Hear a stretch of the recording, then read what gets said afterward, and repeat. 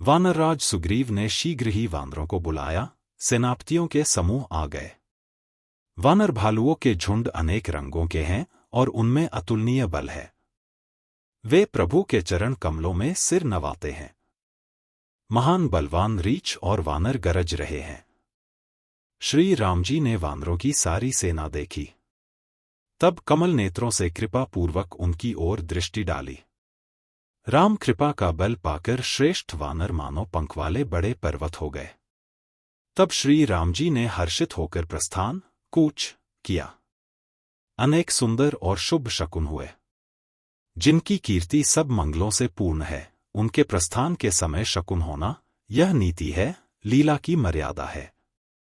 प्रभु का प्रस्थान जानकी जी ने भी जान लिया। उनके बाएं अंग फड़क फड़कर मानो कहे देते थे कि श्री राम जी आ रहे हैं। जानकी जी को जो जो शकुन होते थे, वही वही रावण के लिए अपशकुन हुए।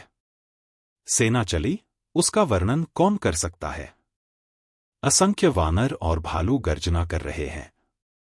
नख ही जिनके शस्त्र हैं, वे इच्छानुसार सर्वत्र बेरोकटोक चलने वाले रीछ वानर पर्वतों और वृक्षों को धारण किए कोई आकाश मार्ग से और कोई पृथ्वी पर चले जा रहे हैं। वे सिंह के समान गर्जना कर रहे हैं। उनके चलने और गर्जने से दिशाओं के हाथी विचलित होकर चिंघाड़ रहे हैं।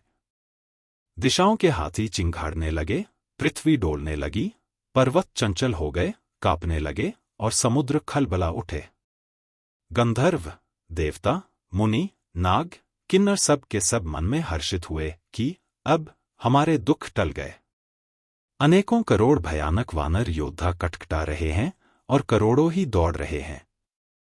प्रबल प्रताप कौशलनाथ श्री रामचंद्र जी की जय हो, ऐसा पुकारते हुए वे उनके गुण समूहों को गा रहे हैं।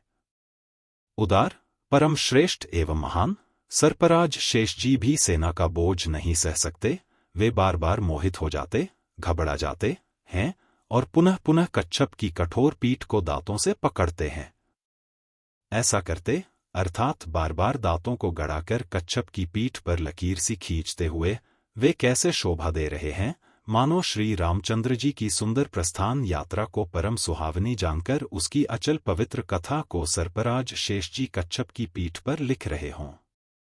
इस प्रकार कृपानिधान श्री राम जी समुद्र तट पर जा उतरे। अनेकों रीछ वानर वीर जहां तहां फल खाने लगे। वहां लंका में जब से हनुमान जी लंका को जलाकर गए, तब से राक्षस भयभीत रहने लगे। अपने अपने घरों में सब विचार करते हैं कि अब राक्षस कुल की रक्षा का कोई उपाय नहीं है। जिसके दूत का बल वर्णन नहीं किया जा सकता, उसके स्वयं नगर में आने पर कौन भलाई है। हम लोगों की बड़ी बुरी दशा होगी। दूतियों से नगरवासियों के वचन सुनकर मंदोदरी बहुत ही व्याकुल हो गई। वह एकांत में हाथ जोड़कर पति रावण के चरणों लगी और नीतिरस में पगी हुई वाणी बोली, हे प्रियतम, श्री हरि से विरोध छोड़ दीजिए। मेरे कहने को अत्यंत ही हितकर जानकर हृदय में धारण कीजिए। जिनके दूत की करनी का विचार करते ही, स्मरण आते ही राक्षसों की स्त्रियों के गर्भ गिर जाते हैं। हे प्यारे स्वामी, यदि भला चाहते हैं तो अपने मंत्री को बुलाकर उसके साथ उनकी स्त्री को भेज दीजिए। सीता आपके कुल रूपी कमलों के वन को दुख देने वाली जाड़े की रात्रि के समान आई है।